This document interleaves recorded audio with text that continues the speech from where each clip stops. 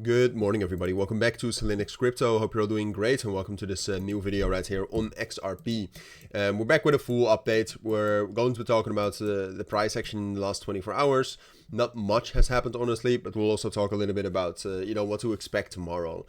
And honestly, I mean, given what happened over the course of Friday into Saturday, it's quite hard to predict what's going to happen. We've never seen something like this. XRP, I would argue, has been relatively weak. Like if you compare XRP to Ethereum, like both of them have underperformed Bitcoin over the course of the last 2 weeks, right? So the last 2 weeks, Bitcoin actually did fairly well. Last 2 weeks, Bitcoin is actually still up, I think. As you can see right here, we were the 28th of September, we were right here at 109.5. A lot of coins cannot say that, XRP included.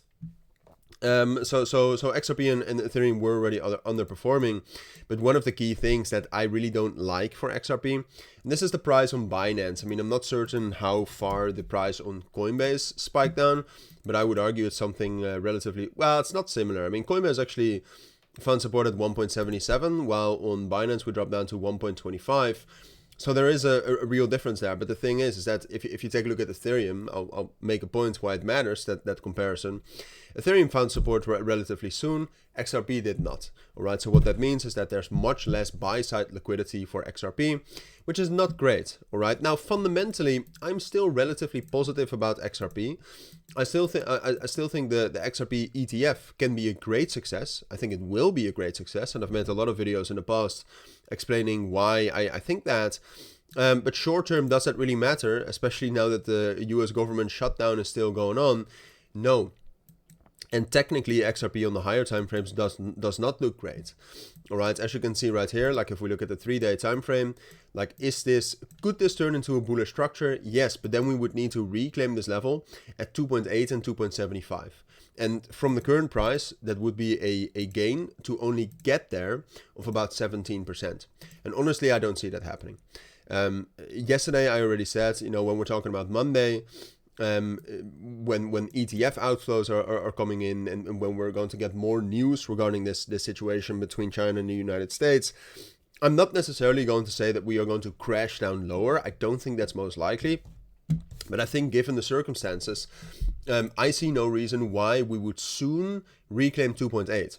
And if I do see indications that we will be able to break above 2.8, or if we will be able to see those, that will be later next week, right? That will be later next week when we know a little bit more how the market is pricing in what happened, how the market is pricing in what's going to happen with the United States and China. So we'll take a look at how equities open, for example. Then we can potentially realistically talk about, okay, was this just a flush, and can we now continue continue our uptrend, which is going to be tough.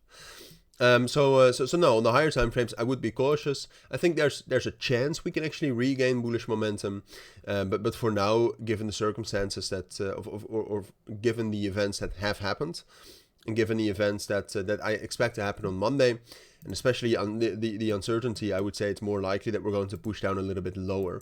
XRP so far, I mean, if we really zoom in, it's been holding relatively well on Coinbase on the yearly rolling VWAP. That's a little bit higher, but I would care more about this.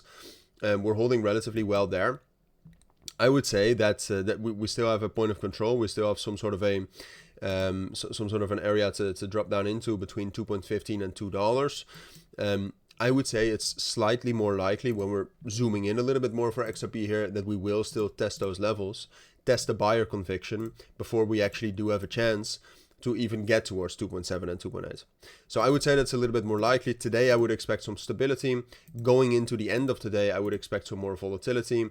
I would say downwards volatility is more likely right now, given the fundamental circumstances, than normal stability from that bearish volatility. And then I would say a recovery, at least to fill some of those imbalances, is likely. But that we're talking about maybe the end of the week, depending on the fundamentals, maybe later in October. So I'll keep you updated on that, but that is what I think you need to know for now. Thank you for watching. I hope you're all holding on well in these markets, of course. It's pretty tough out there. I've still heard a lot of bad stories, but hopefully you're good. That's it for now. Thank you for watching, everybody. Take care and bye.